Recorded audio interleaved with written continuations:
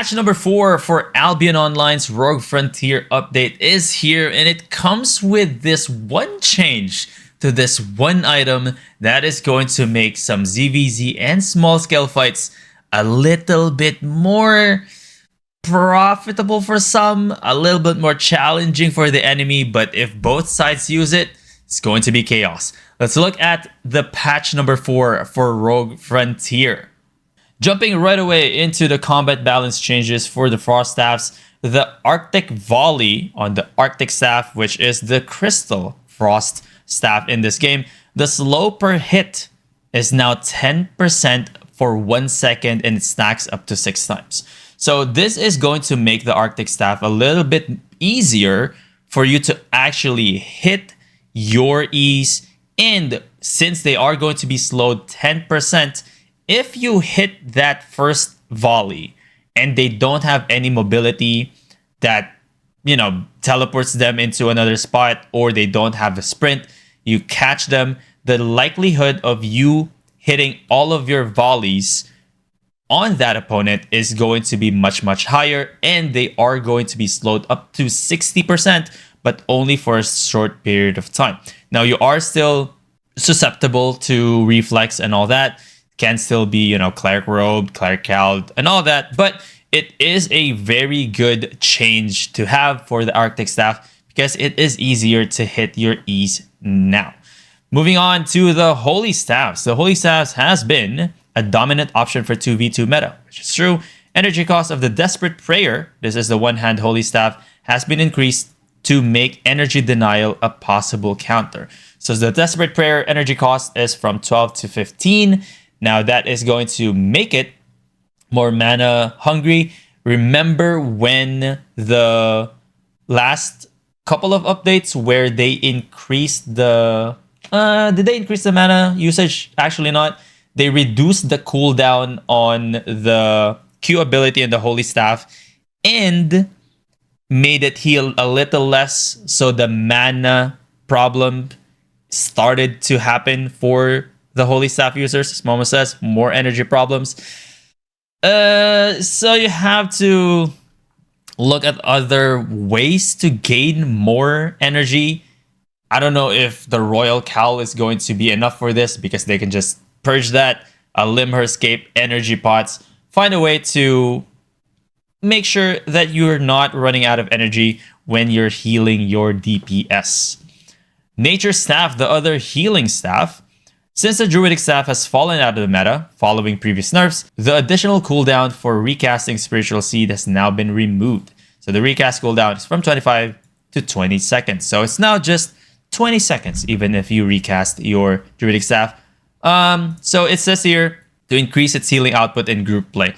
I think most of the players use Druidic Staff for solo PvE. So if you are one of those people who uses this for group gameplay, if you're just big brain like that, congratulations. 20 seconds recast cooldown.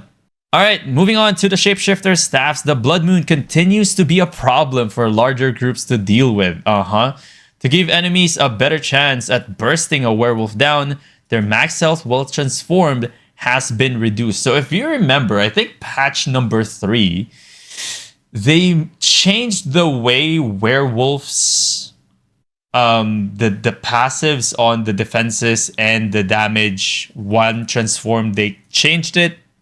Now they're nerfing it a little bit more. It seems that all of the Shapeshifter Staffs just gets nerfed. I thought they were dead, but Werewolf Staffs definitely had its way into the meta. Like, its sustain is really, really good. Now, they are nerfing it a little bit more. So just to make sure that the Shapeshifters are dead, buried not 6 feet under, but 12. Werewolf transformation health, minus 100. Okay, the Swords Infinity Blades popularity has increased since Limit Breaker stopped consuming its damage buff. True. To reduce its brawling power somewhat, its long buff duration has been reduced. So, okay.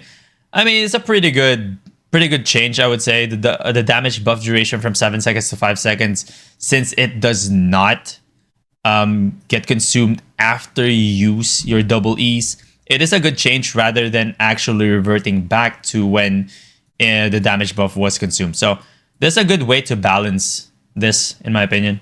Moving on to the helmets, this is the big one. The smoke bomb on the Hellion hood. Smoke bomb has been adjusted to no longer silence party members, as this behavior was difficult to control and led to frustrating gameplay experiences.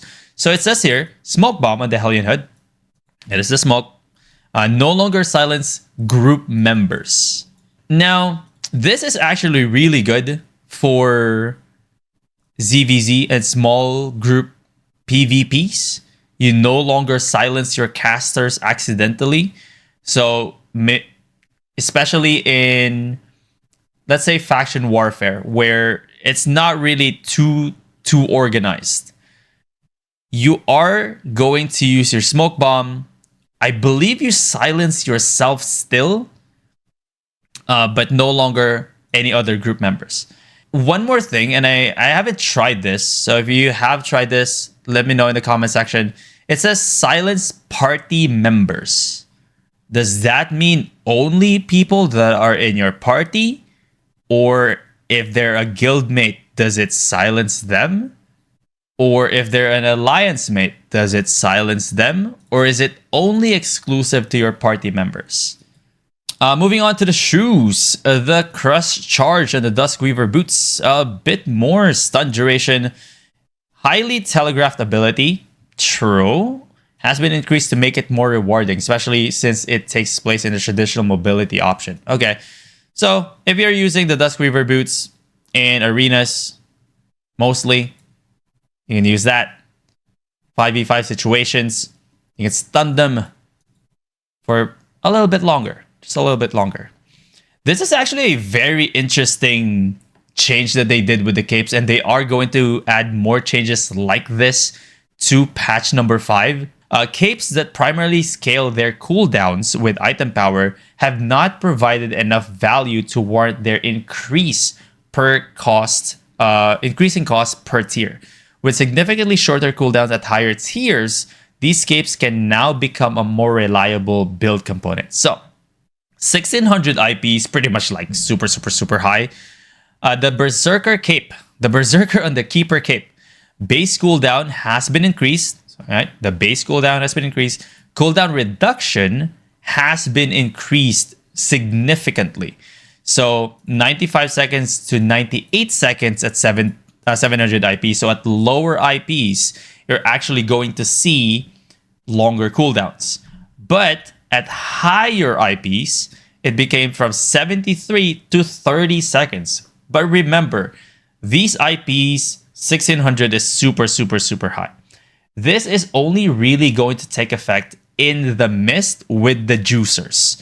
If you see like 8.4 juicers in the mist with a Berserker cape, they can trigger that Berserker cape twice or 3 times in a fight now. So this only affects those who are using super high.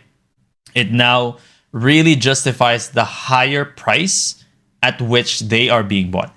Now, we shall see if the prices of this at the highest end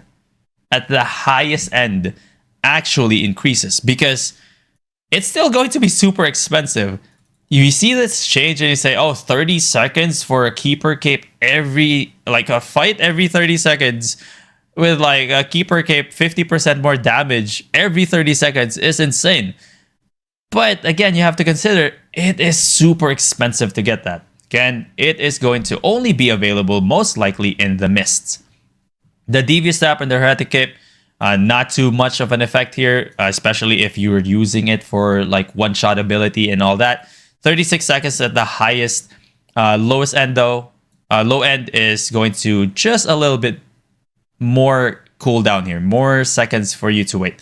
Not too drastic of a change compared to this one, but still there.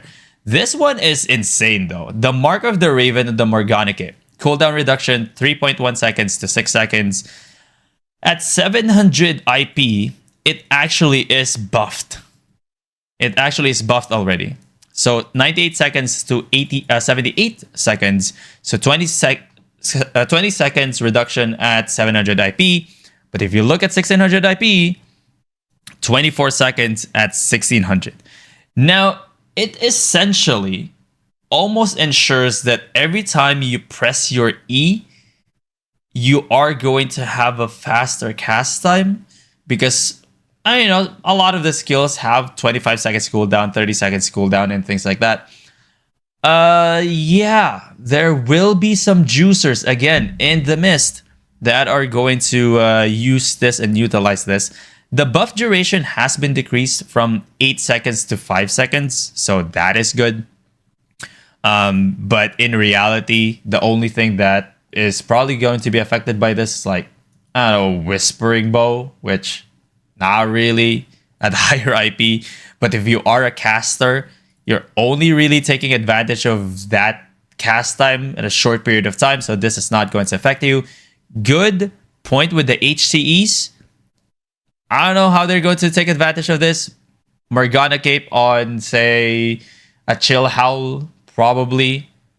Is it a Chill Howl? Because you go Q, Q, Q, Q, Q after at 1600 IP, and you do see 1600 IPs in HCEs. So, we'll see. Alright, the miscellaneous. Rarely do I talk about the miscellaneous changes, but this is actually really interesting.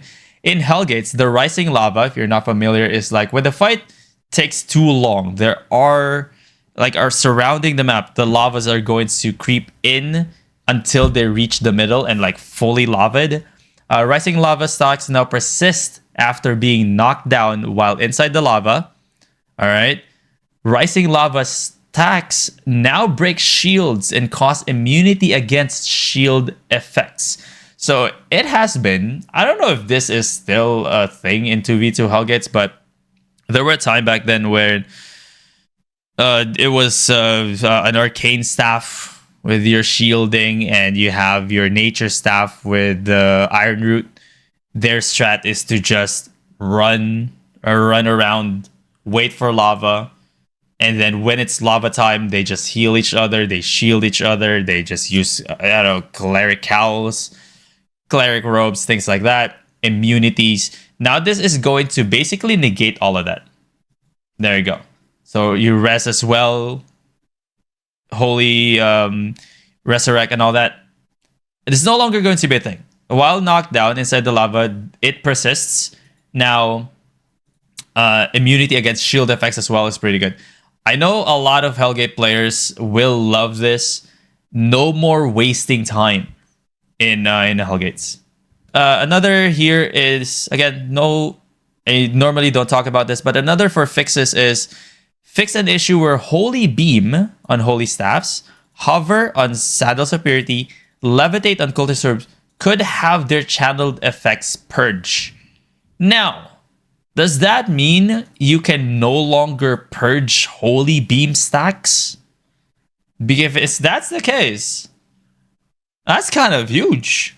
Because when they use Holy Beam and you purge their stacks, although this was more, this was a lot better in the previous patches. The previous patches where the Holy Beam stacks longer, this was a thing where you can actually purge it. Yeah, but it's a low cooldown now that it's not really worth purging at this stage, in my opinion. The hover on the Sandals of Purity, I thought this was an intentional thing. So when you're hovering, you have that boost in speed, 60%, 3 seconds, and you're immune to slows, roots, and stuns. Slows, roots, and something else. You can purge the movement, but you're still like hovering. You're still hovering, but you no longer have that movement speed buff, which is weird. This I didn't know, that you can actually purge the cultist robes. So I thought that was just, I didn't know that was a thing. But yeah, those are the major changes in the patch number 4. It's more about the capes, really, and this one right here, the smoke bomb on the Hellion hoods. But that is it for patch number 4. Exciting stuff. Not a lot of changes, to be honest with you, but this is pretty good. This is huge. So if you have any comments, leave them in the comment section below. Or better yet, join us live on Twitch at twitch.tv/Burnstone.